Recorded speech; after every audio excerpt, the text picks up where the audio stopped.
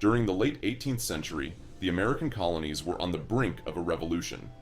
Today, we will explore the pivotal events that led to the signing of the Declaration of Independence, and the crucial role civilian ownership of firearms played in the success of the Revolutionary War. The relationship between the American colonies and Great Britain began to fray in the mid-1760s. The British Parliament's imposition of taxes, such as the Stamp Act of 1765 and the Townshend Acts of 1767, without colonial representation, sparked widespread anger. Colonists felt their rights as Englishmen were being violated. This unrest was further fueled by influential pamphlets like Thomas Paine's Common Sense, which argued for independence and self-governance. In 1773, the Boston Tea Party became a symbol of colonial resistance, leading to the harsh British response known as the Intolerable Acts. These punitive measures only galvanized the colonies further. Tensions reached a boiling point in April 1775 at the battles of Lexington and Concord. These skirmishes marked the first armed conflict between colonial militias and British troops, setting the stage for a full-scale war. A critical factor in the early success of the Revolutionary War was the widespread ownership of firearms by civilians. Unlike the professional British Army, the American colonies relied heavily on militias composed of ordinary citizens, many of whom were already proficient with their personal firearms. These militias, often referred to as Minutemen for their ability to mobilize quickly, used their knowledge of the terrain and guerrilla tactics to harass and outmaneuver the British forces. Their personal firearms, ranging from American-made muskets to Pennsylvania rifles, were instrumental in early victories and sustained resistance.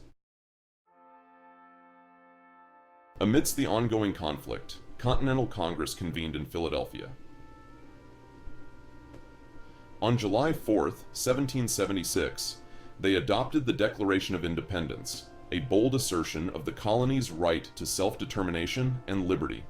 The Declaration, primarily authored by Thomas Jefferson, not only proclaimed the colony's independence, but also articulated the philosophical underpinnings of a new nation, grounded in the ideals of individual rights and freedoms. The Revolutionary War continued for several years, culminating in the decisive American victory at Yorktown in 1781, and the subsequent Treaty of Paris in 1783, which recognized the independence of the United States. The role of civilian firearms during the Revolutionary War underscored the importance of an armed citizenry in the fight for freedom. It set a precedent that would later be enshrined in the Second Amendment of the U.S. Constitution. The journey to independence was fraught with challenges and sacrifices. The events leading up to the signing of the Declaration of Independence and the role of civilian firearms in the Revolutionary War remain pivotal chapters in American history, reminding us of the endeavor for liberty and self-determination. As we've seen, the civilian ownership of firearms played a crucial role in the success of the American Revolution and the birth of a new nation founded on the principles of freedom and self-determination. But the significance of an armed citizenry extends far beyond our own history. History is replete with examples of totalitarian regimes committing heinous acts against unarmed populations. In the 20th century alone, we witnessed the atrocities of Nazi Germany, Soviet Russia, and Maoist China. In each of these cases, oppressive governments disarmed their citizens, stripping them of their ability to defend themselves and resist tyranny. The Founding Fathers understood the importance of an armed populace as a safeguard against tyranny. The Second Amendment to the United States Constitution was enshrined to ensure that the right to keep and bear arms would not be infringed, recognizing that an armed citizenry is a vital check on governmental power.